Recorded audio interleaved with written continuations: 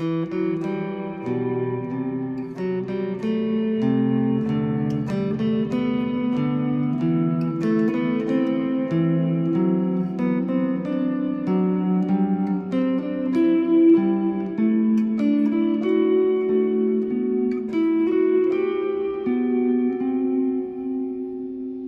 like to spend a little time and share with you two-string dialogue texture number 4.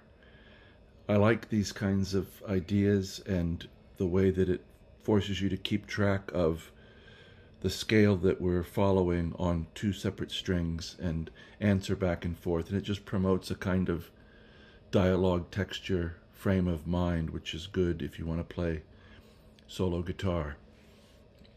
So this is going to be a pretty simple idea. 3 ascending pitches. We're going to be all in the key of 1 sharp here.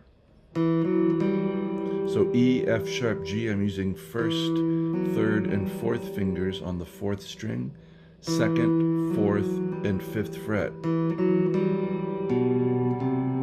And then while holding that uppermost note on the 5th fret of the 4th string, we're going to come down and get B and C, 2nd and 3rd fret on the 5th string.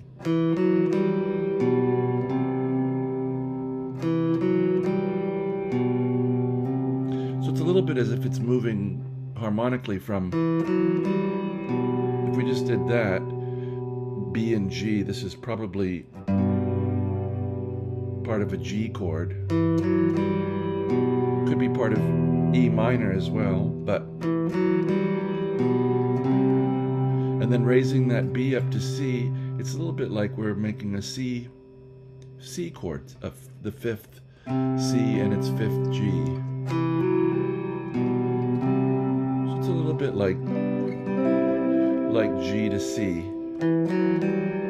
So there are harmonic implications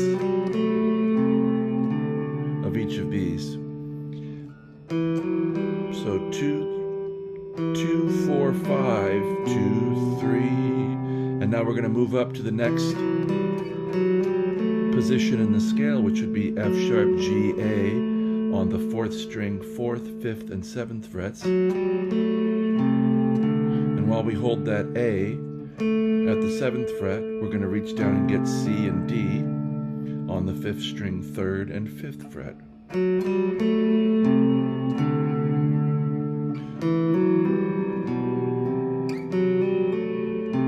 I was trying to hammer a little bit.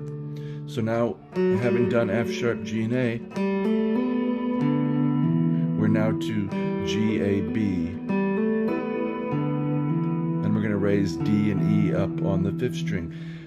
5, 7, 9, 5, 7.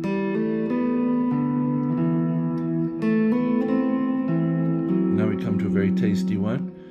This is A, B, C on the 4th string, 7, 9, and 10. And here we get a really, the sound of D7.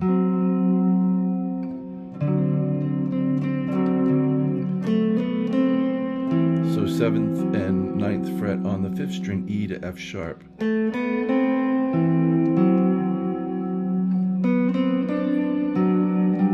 Now our next position. 9, 10, 12, B, C, D with F sharp and G. And this is a little bit as if we're going, there's D7 up to G.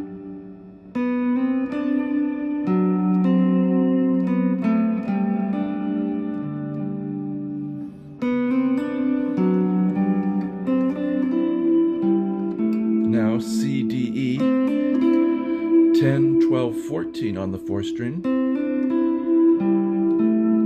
And this is 10th and 12th fret of the 5th string, G to A.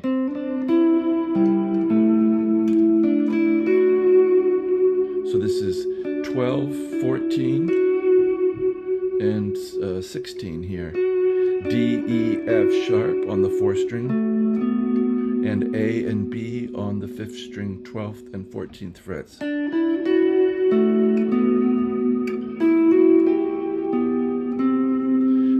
now again we're an octave higher than where we started. E, F sharp, and G, 14, 16, 17 on the 4th string, 14 and 15 on the 3rd. Oh, sorry, on the 5th string. We can come down.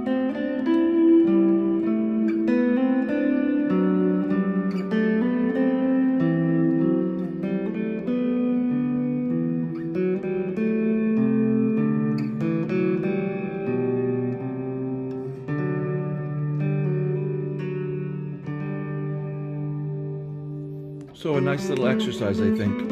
Worth doing, and worth doing slowly and methodically, making sure you're really seeing the key. I'm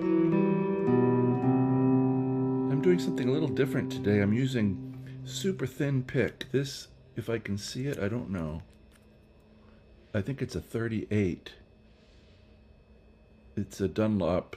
For many years, I know this is the kind of pick that Pat Metheny used. I got to hang out with him a little while, and he showed me that he would take a pick like this, use the edge to play with, and he'd bend it between his thumb and fingers. I think a couple fingers is what he used. So it made this kind of rounded playing surface, and the string would just kind of glide off. He wasn't using the point. So I'd like to point out with a pick like this, here's straight on from the neck, moving closer to the bridge. And then here's slicing through at an angle up by the neck, farther back.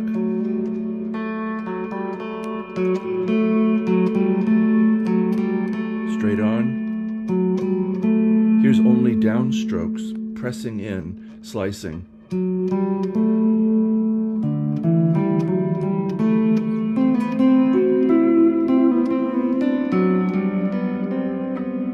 So a lot of tonal variation available just with what pick you choose. So I hope this finds you well and enjoying your music, giving yourself the luxury and the vacation that playing the guitar gives. I hope it's that for you, where you can just take it easy and enjoy something and get immersed. And I do wish you, as always, a very good day.